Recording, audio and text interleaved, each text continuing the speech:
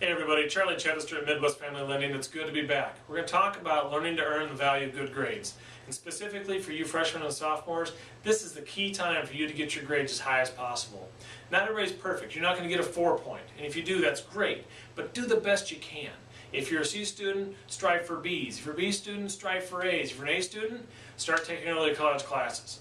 We've got two buckets that we want to go through, and that's going to be your non-financial perks of having good grades and your financial perks.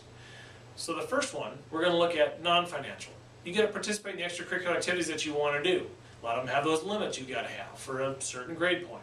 You're also going to look at what college you want to go to. If you want to go to Dartmouth and they have the minimum grade point of whatever it is, you don't want to take them be below that because now it's not an option for you. So the key to knowing what you want to do long term is just the fact that you can make those decisions along the way as long as the opportunity is there for you. The doors are open. You have that option. So don't close the doors by doing just poorly in school now because you're being lazy. Do the best you can. We also look at financial goals. The financial side is going to have it to where AP classes are just free credits towards college. That's great. It's money you didn't spend. You also have where you have a higher chance of getting grants and scholarships. Any money someone can take and pay your way, I'm all for it. I would think you would be too. So if we think of an $80,000 college education over a 4-year period, if you only have to borrow $20,000 because you get $60,000 given to you, you save $60,000. And really, if we look at the true cost of that, it's about $100,000. Because if you borrow $60,000 for 15 years, and let's say 7%, it's $100,000 you did not have to spend. So that's in your pockets. I don't know about you, but I'd like that.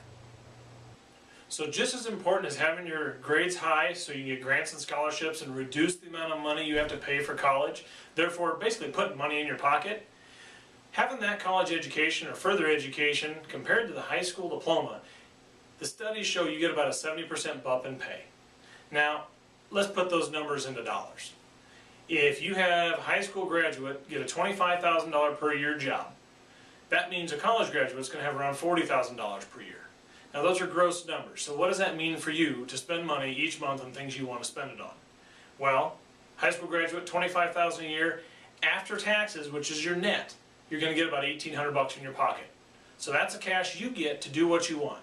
Now once you take out rent, car, utilities, gas for the car, groceries, telephone, internet, all those things that you, for the most part, need and have to have, you're down to an entertainment budget of give or take from zero.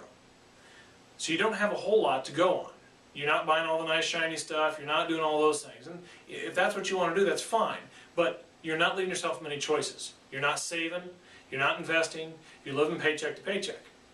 Now, you further your education, you get that $40,000 per year job, now that's putting it to where you have an extra $1,000 per month in your pocket.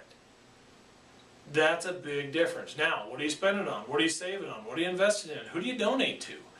All those are going to be options you can take and play with and do as you see fit. You earned it.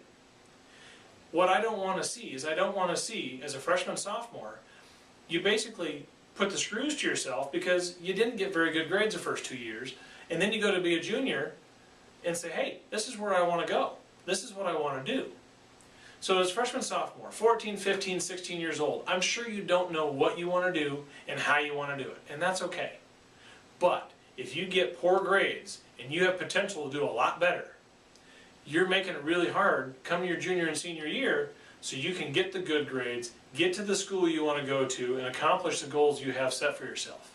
You need to take and put yourself in good position, and if you screw up your first 2 years, it's really hard, almost impossible, to make those first 2 years go away and have the last 2 years help you shine.